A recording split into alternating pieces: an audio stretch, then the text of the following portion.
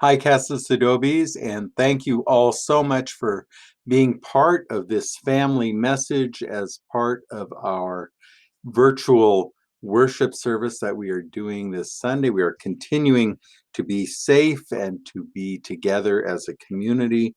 If you are out and about in the world, I hope you are using your masks and socially distancing and being safe because we are still in the midst of a pandemic and we want to make sure that we are doing everything the right way. So, today's message comes from the end of the Gospel of Matthew. And what happens is Matthew talks about Jesus going up to a mountain and he meets his friends and he's saying sort of his farewell before he goes up into the sky, like we talked about on Ascension Sunday. And he tells his friends, you know what? God has given me authority. God has given me authority over everything. And so now I want you to go out into the world and tell everyone about God. So in this story, Jesus is saying he has authority and he's giving authority to his friends and followers to help teach people about God and to baptize them into the fullness of God. God Creator, God the Redeemer, and God the Spirit. And so we now have authority, which makes me think about the word authority. What does authority mean? Well, let's take a look and see what I have here in my books. Oh, here.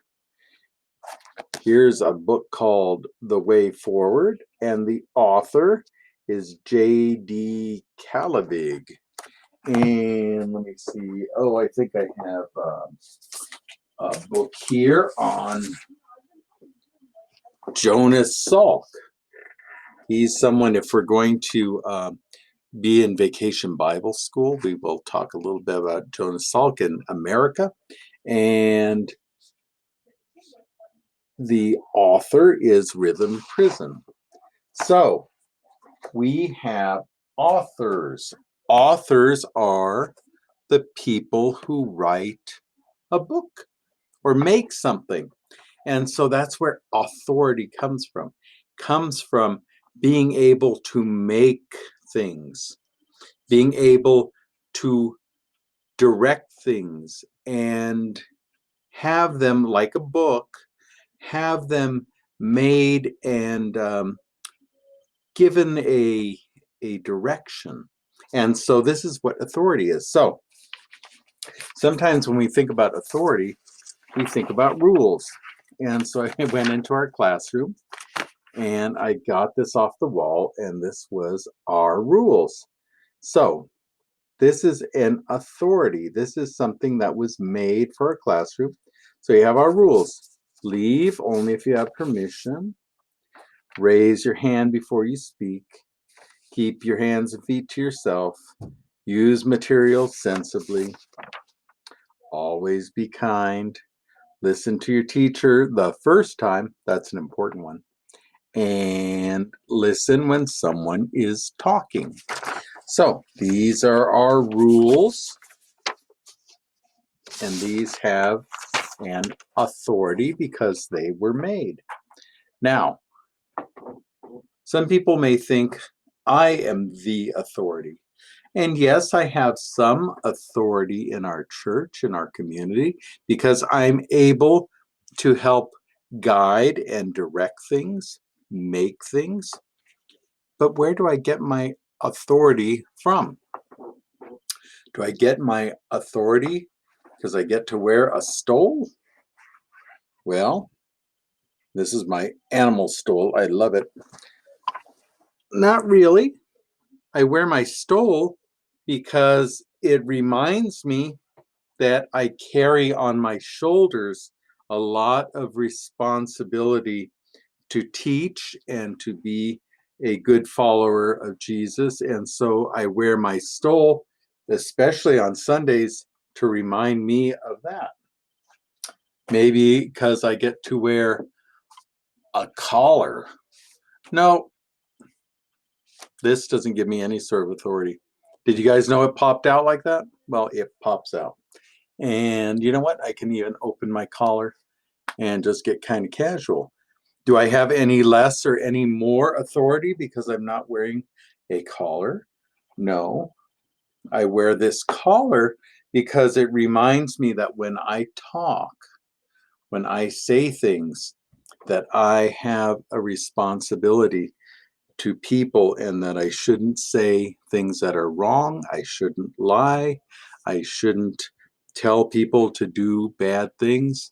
It just reminds me that I have a lot of responsibility, but it doesn't give me any sort of authority.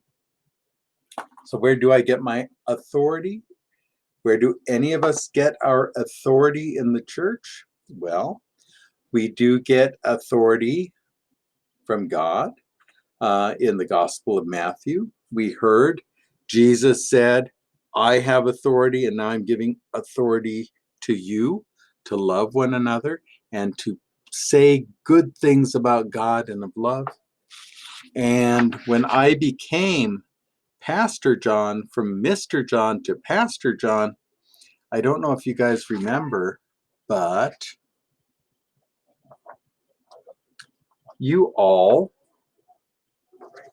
were there. You were all a part of saying, yes, Pastor John, we would like you to help us move forward. We want you to help us understand God better and to live together and to be people of God. And I said, yes, that I want to learn from you. I want you to teach me about God, and I want you to guide me through. And so this is where authority comes from. Authority comes from God and from our ability to help each other. So these rules weren't made up just by me. These rules we came up with together. Remember, we talked about it. And one of the reasons why we have rules is because, okay, we have something like raise your hand. Why do we need to raise our hands? Because I like to see everyone's hand? No. Raise our hands because if everyone's talking at the same time, we can't hear anyone's story. What about use materials sensibly? Is it because I like to control everyone and say, nope, you can only have one piece of glitter and one crayon? No, it's because if we waste our materials, then there might be a time that we won't have any materials. How about this one? Always be kind. Well, a rule like that shows us that would you like to come somewhere where everybody is mean and everybody is nasty and everybody makes everyone cry? I wouldn't want to be a part of that. And so we make our rules together and we agree together. And this is part of the covenant.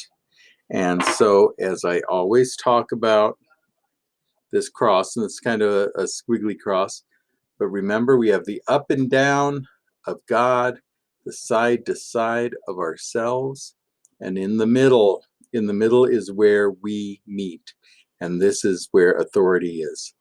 Comes out of love of God and love of each other.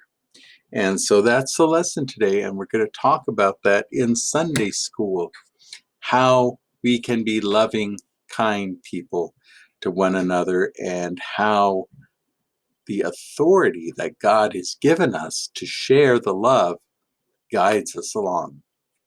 So I will see you in Funday school.